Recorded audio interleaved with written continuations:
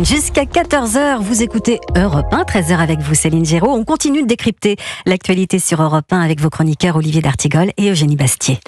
Et on continue et on va parler maintenant de cette gauche qui voulait faire barrage à l'extrême droite et qui se retrouve aux portes de Matignon. La belle surprise avec 182 députés élus à l'Assemblée nationale. L'Union de gauche réunie sous la bannière du nouveau Front populaire est donc arrivée en tête de ce second tour.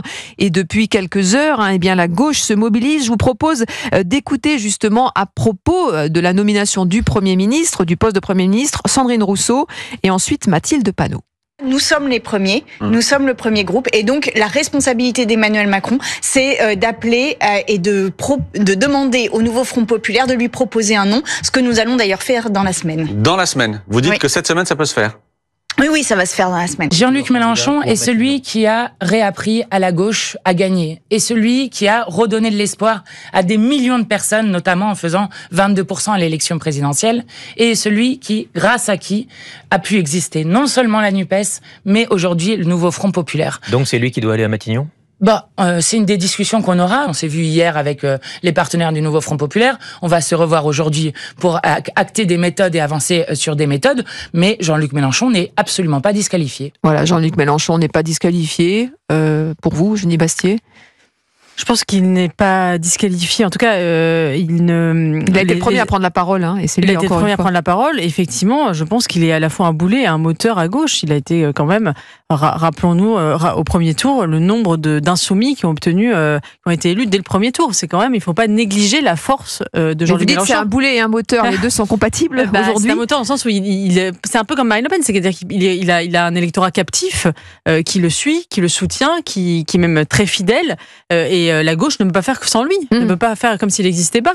Et il va avoir un pouvoir effectivement de nuisance et sans doute de décisif, en tout cas dans les semaines qui viennent. Et c'est lui qui va décider si oui ou non le nouveau Front populaire va pouvoir gouverner. Parce que si les insoumis disent non, ce n'est pas l'addition des socialistes et des Verts qui pourra arriver à une quelconque majorité. On sent en tout cas qu'il y a une mobilisation forte depuis la nuit dernière, que ce soit les écologistes, les socialistes, un peu moins les socialistes d'ailleurs, un peu plus les insoumis, Olivier d'Artigol. Sur la soirée électorale, il y a à la fois le résultat, mais il y a aussi l'interprétation du résultat, les prises de parole, la bataille politique qui se poursuit. Mais est-ce qu'ils sont capables de s'entendre aujourd'hui, franchement? La situation pour Jean-Luc Mélenchon depuis 2022, sur les 2 dernières années, a évolué. D'abord, 2022, c'était Élysée-moi, Premier ministre. Il ne vous a pas échappé que ce n'était pas véritablement ce qui s'est dégagé de cette campagne-là concernant un nouveau Front populaire. Et il y a un rééquilibrage aussi de l'alliance de gauche, puisque les socialistes font une belle opération sur le nombre d'élus. Et donc, le centre gravité a un peu bougé. Aujourd'hui, il ne fait pas consensus au sein de cette nouvelle alliance. Le profil qui peut se dégager devrait obligatoirement être une personnalité beaucoup moins clivante. On sait comment ça va se passer. Il y aura d'abord des discussions à l'échelle des états-majors politiques. C'est ce qui se passe aujourd'hui. Et puis après, il y aura aussi la réunion de l'ensemble des élus nouveau Front populaire, mais qui ne siégeront pas dans les nouveaux groupes. C'est-à-dire il va y avoir là du mercato plus ou moins agressif, mais par exemple, les insoumis purgés, Alexis Corbière, Daniel Simonet, Raquel Garrido, mais y compris François Ruffin qui était élu dans la Somme, ont déjà annoncé qu'ils ne siégeraient pas dans le groupe insoumis. Je pense que la question que posait cette élection, c'est est-ce que Marine Le Pen et le Rassemblement national voulaient vraiment le pouvoir ? On a vu que oui, ils le voulaient, mais qu'ils ne pouvaient pas l'avoir. Le paradoxe, c'est que là, on voit que la France Insoumise et le NFP peuvent avoir le pouvoir, mais le veulent-ils vraiment ? C'est la question que je me pose. Jean-Luc Mélenchon veut-il le pouvoir ? Est-ce que le costard n'est pas trop grand pour eux, justement ? Non, mais il est dans une posture, Jean-Luc Mélenchon, d'insurrection, de contestation, de radicalité. Il n'est pas dans une posture de compromis et de coalition. Et je pense qu'il va avoir la tentation de ne pas vouloir entrer dans ce panier de crabes. Après, le problème, c'est s'il refuse d'aller en fait au pouvoir, on peut lui reprocher de gâcher la victoire de la gauche et de finalement offrir Matignon à une personnalité de la droite ou du centre droit. Sans trop sonder les reins et les cœurs, j'ai eu le sentiment que Jordan Bardella souhaitait Matignon. Beaucoup plus que Jean-Luc Mélenchon qui lui prépare la présidentielle de 2027. Qui est le grand gagnant selon vous, Olivier d'Artigol, dans cette union de gauche ? Dans cette union de gauche, c'est plutôt aujourd'hui ceux qui ont été à la manœuvre pour créer ce nouveau Front populaire en première ligne, c'est-à-dire des gens comme en effet Marine Tondelier, des gens comme le secrétaire national du Parti socialiste, Olivier, ceux qui ont été un peu les petites mains véritablement pour mettre en place dès le lendemain des élections de l'annonce de la dissolution. C'est pas le Parti socialiste qui gagne énormément de sièges. Oui, il gagne par rapport à il y a 2 ans. Il gagne un nombre conséquent de sièges, mais encore une fois, nous verrons tout ça au vu des nouveaux périmètres des groupes politiques et aussi, bien évidemment, celui qui aura la martingale et celui qui peut être désigné par Emmanuel Macron. Mais je ne pense pas que ce soit un profil écolo. Je pense plutôt que ce soit un profil de centre-droit, centre-gauche.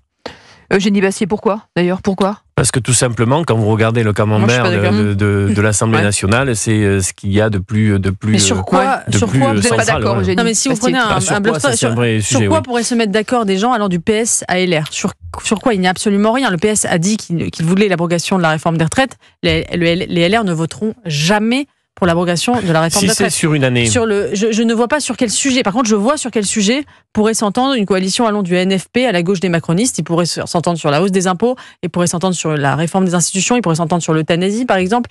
Donc il y aurait des sujets. Il y aurait des sujets là-dessus, ou même sur une vision beaucoup plus laxiste de l'immigration. Là-dessus, il y aurait un truc. Mais sur un consensus allant de PS. Il y a un premier rendez-vous plus urgent que les autres. Nous sommes en déficit excessif. On doit donc rendre une copie budgétaire qui normalement devrait être là travaillée dans les semaines qui viennent pour justement fin août, début septembre. Faire des économies et la gauche veut taxer les riches. C'est quand même 2 choses différentes.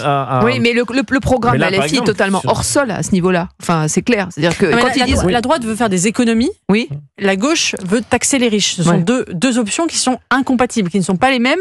Je ne vois pas comment budgétairement ils peuvent s'entendre là-dessus. Parce que, désolé, mais vous n'avez pas encore basculé dans votre tête, mais ce que je comprends bien, c'est une culture de coalition qui est de dire, on met nos programmes de côté, mais par exemple, est-ce qu'un budget pourrait faire consensus entre nous, mais sur la prochaine année budgétaire, pas plus loin, c'est-à-dire dissolution dans 1 an, et pendant 1 an, on fait 2-3 choses qui peuvent agréer tout le monde. La France Insoumise dit, nous, c'est le NFP d'ailleurs, dit, c'est le programme, tout le programme, avec le programme, il n'y aura pas une seule concession. Surtout la France Insoumise. Surtout la France Insoumise, bien sûr. D'autres commencent à un peu édulcorer leurs propos sur le sujet. Le grand gagnant, justement, à gauche, selon vous, le grand gagnant à gauche,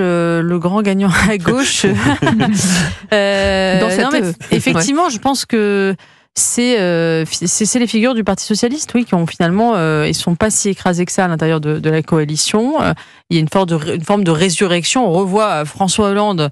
On a l'impression du film Un jour sans fin, quand on entend la voix de François Hollande qui, rappelons-le quand même, en 2017 n'a même pas pu se représenter tellement il était impopulaire et il n'a même pas pu, vraiment c'est quand même assez inédit sous la Ve République, et qui maintenant revient à l'Assemblée nationale, peut-être demain au perchoir de l'Assemblée nationale.